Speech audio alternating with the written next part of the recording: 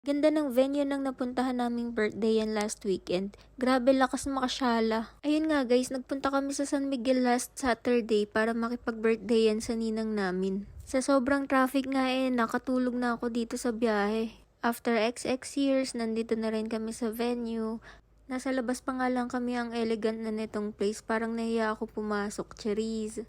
Elegant Events Place ang pangalan ng venue. Dito lang yan sa San Miguel, i-waste nyo na lang. Pagpasok nga namin, ito agad yung pinuntahan ko. Lakas makaupo ang mayaman. Char! Ito naman yung setup. Grabe, napakabongga. Hindi mo akalaing 60th birthday na nga yung inattendan namin. At makikita nyo mamaya kung gaano kaganda yung ninang namin sa kasal. Balik tayo dito sa setup. So, ayun na nga guys, meron din siyang ceiling treatment. Kahit anong ganap mo, pwede ka ditong magpabook. Meron din nga palang swimming pool dito, pero nung time na pumunta kami, walang lamang tubig. Habang naghihintay nga mag-start yung program, meron silang panachos. Tapos, hindi pa namin nauubos yung nachos, meron agad na vegetable salad. Hindi ka talaga magugutom dito dahil meron din silang pika-pika. Hindi na nga ako nakakuha at baka hindi ako makakain ng lechon mamaya. Charis! At ayan na nga guys yung ninang ko. Oh, 'di ba? Napakabagets. At sa mga Reyes, tama po ba, mami?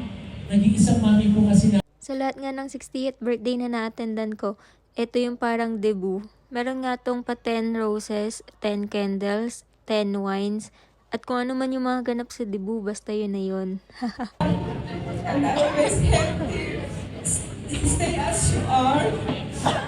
And thank you Ito na nga for po sa... your kindness of us. Birthday to you. Let's clap our hands.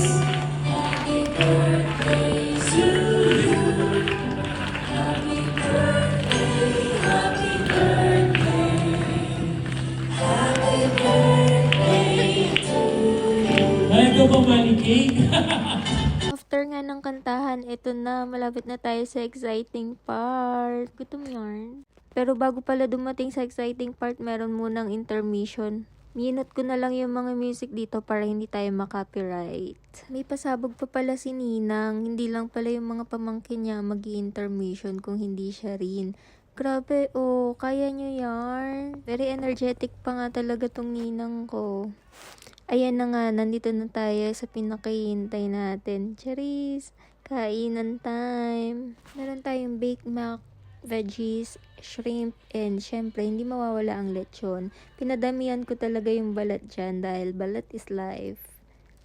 After kumain, hindi mawawala ang mirror selfie sa CR. At ayun, umalis na kami nung tapos na yung program. Thank you so much, Ninang. Bago nga kami umalis pala, hindi niya nakalimutan tong bibigay niya sa amin na bedsheet. Naku, Ninang, baka bigla kaming dumami agad. Charis! Yun lang, thank you, bye-bye.